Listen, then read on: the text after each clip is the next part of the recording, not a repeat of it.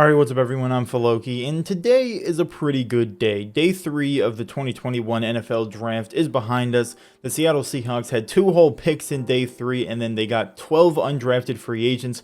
There were some pretty big dubs yesterday. Day 3 definitely went really well for the Seahawks. We drafted 2 players that could come in and have an immediate impact, and we also got some undrafted free agents that could also make the roster and actually be a part of our team. Going into Day 3, the Seattle Seahawks had 2 picks. They had 129 in the 4th round, and they had 250 in the 7th round. And with that, they moved down to 138, and they moved back up to 208. Trading down only 8 picks with the Tampa Bay Buccaneers and acquiring a 6th round pick for that allowed the Seahawks to trade back up later on in the 6th round, getting rid of their 7th and their 6th that they got from the Tampa Bay Buccaneers. So definitely this trade was worth it, going down only 8 picks to also move yourself up into the 2nd round. Basically went from 250 to 208, and we went down 8 spots to go up 42. That's definitely a good thing for the Seahawks. That was a good trade. I like seeing that. And with the 137th pick, the Seattle Seahawks took Tre Brown. Tre Brown is a corner from Oklahoma. He measured in at 5'9" and 3/4, but let's just round him up to 5'10" because he's going to be wearing cleats anyways. And he was 185 pounds, running a 4.4 40, so he's definitely kind of the mold of a DJ Reed, where he's much smaller, but he's also scrappy, physical, and he's fast. So it's going to be interesting to see how the Seahawks have kind of changed their philosophy, because Pete Carroll even said he wants to play this guy on the outside, and one of the main reasons they took someone like this was because of the success of DJ Reed last year in the Seahawks system. So it's definitely interesting seeing how good DJ Reed was last year, seeing the Seahawks kind of go back and try and get the second coming of DJ Reed to be on the team and help them do even better at corner this year. So this is going to be a very interesting pick to see, because obviously the Seahawks like to take taller, more lanky corners, but this is a pick that was kind of out of the blue. No one really expected the Seahawks to take a short corner. When they did, he definitely looks good. I believe he actually had the lowest allowed passer rating out of any corner in the draft this year, so that is definitely a very solid thing. And I believe I also saw a stat that said that he didn't allow 70 or more yards in the last 2 years, so that's definitely good. I believe Tre Brown was the guy that the Seahawks took mainly because he fits the entire mold of a DJ Reed. He's short, but he doesn't let size matter to him. He's scrappy, he's physical, he's competitive, he's fast, and even if he goes up against a bigger guy, he's still going to put every single ounce of effort into guarding that man and stopping him. So that is definitely something that is great. Watching his highlights, he was making plays. He had a couple game-winning interceptions last year, so it was definitely a good pick by the Seattle Seahawks. I'm definitely a fan of this pick. I still think we need to go out and sign a veteran corner. Maybe we can get Richard Sherman. There's been a lot more things talking about how the Seahawks have been talking to him, how Pete Carroll and him have still a good relationship. So it'll be interesting to see if we can get a vet like that, but this is definitely some very good added talent at corner. And Pete Carroll said he's not going to be playing in the nickel. He's going to be playing on the outside, so maybe him and DJ Reed will be the kind of dynamic duo of short people that are just going to completely rough you up if you're a wide receiver. And for the second selection of the day for the Seahawks, they ended up actually trading up to pick 208 with the 6th round pick they got from Tampa Bay and their 7th round pick, and selected Stone Forsythe. Now, Stone Forsythe, this man is an absolute behemoth, and he knows that. When he was asked about what he brought to the team, he said my size. He knows he's huge. He knows you can't teach size. You can't make somebody grow. The dude is 6'8", 307 pounds, and he is massive. Honestly, for a 6th round pick, I've heard a lot of people saying a lot of great things about him. He ran a 5'1", 440, and honestly, I don't know if that's great for an offensive lineman, but when you actually watched him run the 40-yard dash, that boy was moving. He was looking like he was just galloping like a great gazelle, you know what I'm saying? He looked really good when he was actually doing the bench press, when he was running. He looks like he could definitely be a guy that's brought in. He's an offensive tackle, and apparently he is more of a pass protector than a run blocker, which is absolutely astounding to see that the Seahawks actually took someone that is more of a pass protector kind of guy, because the Seahawks have loved to draft run blockers, especially when they're trying to get tackles, because they want to run the ball outside, they want to run the ball wide, and they do that pretty well. They also run the ball inside a lot, so they've always been a running team. But seeing them take a prominently pass blocking offensive lineman is a very good step, because the Seahawks have kind of realized that Dwayne Brown is kind of on his last legs. He's getting up there in age, so they're bringing in someone who can fill in the spot for him at left tackle, and he's going to be learning from him. Stone Forsythe is going to be learning a lot from Dwayne Brown, and it's going to be very important that over this next year, maybe he'll be able to compete for the right tackle spot from Brandon Shell, but if nothing else, he's going to learn from Dwayne Brown, and whenever Dwayne Brown ends up retiring and calling it quits, Stone Forsythe will most likely be the guy that the Seahawks end up filling Dwayne Brown's shoes with. So with the 2 picks that we selected in the 3rd day of the 2021 NFL Draft, I really like what the Seahawks did this year in the draft. Although we only had 3 picks, and although our first selection was a wide receiver when Creed Humphrey was on the board, and I was very disappointed about that, I think Dwayne Eskridge, our wide receiver, can come in, be a wide receiver 3, be a very useful gadget guy in our offense, our new offensive scheme with Shane Waldron. And I think that Tre Brown, corner, he'll be able to come in, probably have an instant impact. He seems like he's athletic. He's just going to be a DJ Reed on the opposite side of DJ Reed. So that is going to be really nice to have. And of course, Stone Forsythe, the man is huge. The man is gargantuan. He is a behemoth, and I love that. And that's not even gay.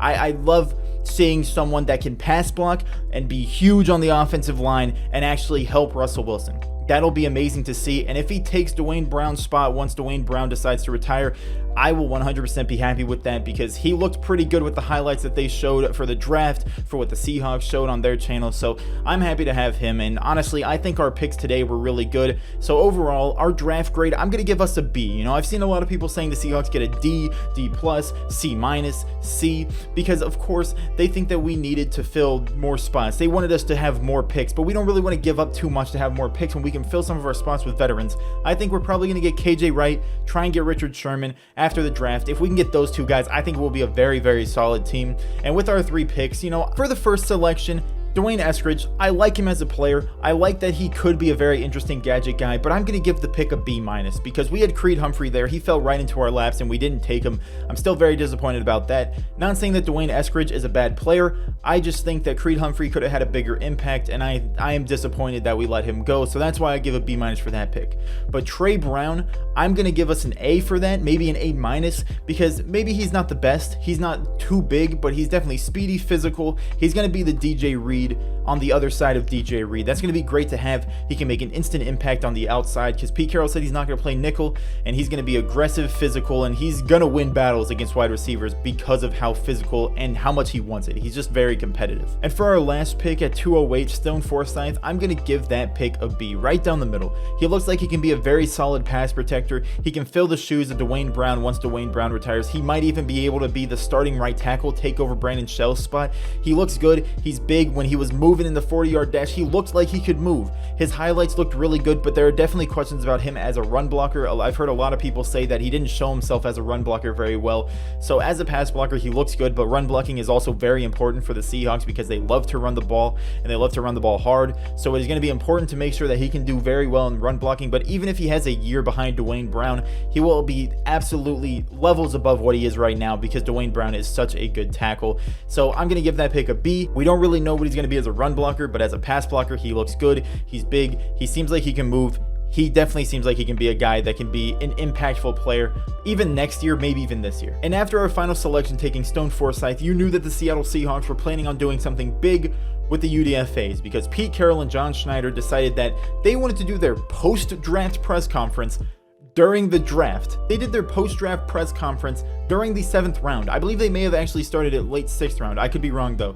But that is absolutely hilarious, because it's not post-draft if it's still during the draft. But the Seahawks were ready to take some UDFAs, and boy oh boy did some good UDFAs fall to us. Now when it comes to the UDFAs, I believe the Seattle Seahawks took in 2 major W's, 2 fat dubskis in the undrafted free agency market. We got Tamorrion Terry and Cade Johnson, 2 wide receivers that could easily make the roster. Both of those guys were projected to be way higher than the 6th, 7th round, and still made it out of the draft. They didn't even get drafted. So Tamorrion Terry, I believe he was a 4th, maybe 5th round projected player. Meanwhile, Cade Johnson was 3rd round projected, maybe 4th round for some people. So those are 2 guys that easily could have been people that the Seahawks took if they wanted to get wide receiver later on in the draft, and they took Creed Humphreys earlier in the draft.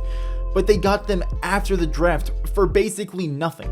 That is absolutely fat W. Those 2 guys, I can almost guarantee, are going to make the roster because of how solid they are. Especially Cade Johnson. He might not be the fastest guy, but he showed that he can cook some people. He can do some route running, and he looks very solid. So Tamorrion Terry and Cade Johnson, 2 really good guys that we got in the undrafted free agency market, and I am very happy about those selections. For the rest of the undrafted free agents that the Seahawks ended up getting, which I believe in total we got 12, so 10 more other than Cade Johnson and Tamorrion Terry.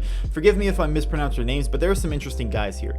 We have Texas A&M offensive lineman Jared Hawker. He's definitely going to be a guy that will have to really fight if he wants to make it to the roster, but still offensive line could add some depth there. There's a very interesting guy now. I'm going to mispronounce this, guaranteed.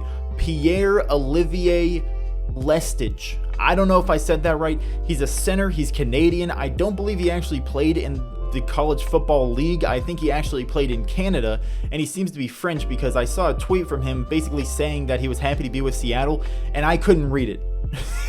So that's an interesting guy because we need some centers, of course. I don't think he's going to beat out Ethan Posich unless he somehow comes in and he's an absolute god, but he could come in, be our secondary center. Maybe if Ethan Posich gets hurt or if he plays bad enough, he could become the starter. He could play a bit, have an impact if he can make the roster. Now after that, we have NC Central corner Brian Mills.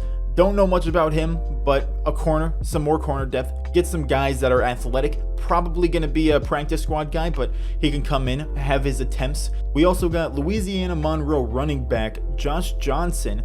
Running back depth is something that Seahawks want. I don't know if they're actually going to keep him or the other running back from Florida Atlantic, running back BJ Emmons. You know, I don't know if the Seahawks actually will have him make the active roster, but the Seahawks do want some depth at running back, so maybe one of these guys, if they show out well enough in training camps, could make it to the actual roster as a depth running back. Of course, we got Cade Johnson, Tamorrion Terry.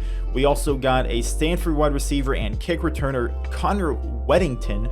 Apparently, he's an absolute god on special teams, but we have some really good special team kick return guys with DJ Reed, Tyler Lockett could go in there. We took Dwayne Eskridge, he could be there, and even Tre Brown, who we selected for corner at 4th round, he can be there too. And we have other guys as well, so we don't really need someone like that to be a special teams guy, but maybe he stays there if he is a really good kick returner. We just use him straight for that and nothing else. We also got a linebacker from the Army, John Radigan. I think I said that right. Linebacker depth, interesting. I think we're still going to get KJ Wright, but Pete Carroll did say he wanted younger guys to be at depth for linebackers. Cal offensive tackle Jake Curhan. More tackle, more offensive line, young guys to bring in, maybe make the roster and actually fight for a spot. We also got Greg Eland from Mississippi State. I don't know if I said that right. I definitely didn't. But my God, this man is apparently 6'8", 330 pounds. That's insane. How did he make it out of the class? He has to probably suck at blocking, but that man is huge. If he can learn how to block, being 6'8", 330, that would be absolutely insane. And then finally, we got defensive tackle Jared Hewitt from Virginia Tech. So the Seahawks, they definitely got some guys that can compete in training camp, probably come in and maybe have a shot to make the active rosters. So definitely some interesting UDFA signings. I think Cade Johnson is going to be an absolute stud from the UDFA market. Tamorrion Terry has been a guy that a lot of people love that the Seahawks got. We have gotten some pretty good guys here that could possibly make the active roster, and I'm pretty happy with that. The Canadian center, he seems like an interesting guy. Really, nobody knows what he's about, so that's probably one of the reasons he fell out of the draft. But overall, I mean, the Seahawks, they got some good UDFAs. With only 3 picks, they had to make some big moves in the UDFA market, and they definitely did. I'm very happy with what they did with UDFAs, and overall, I'm happy what they did in the draft. With only 3 picks, you didn't expect much, and they did more than you could have possibly expected. You know, you saw them trade back, and you're like, oh, we got an extra pick, and then boom, they traded back up, and we lost that extra pick. So, I mean, we used 3 picks. We got 3 very good players. I would have loved to have Creed Humphrey in the 2nd round, but we took Dwayne Eskridge. I think he'll be useful either way, so overall, I think the Seahawks did great in the draft, and I'm happy with it. I am 100% happy with this. Now, all we got to do is get some veteran presence after. There are still some very good veterans still on the free agency market available after the draft. I think we get Richard Sherman, KJ Wright, and then we just go into the 2021 NFL season and just have a great time.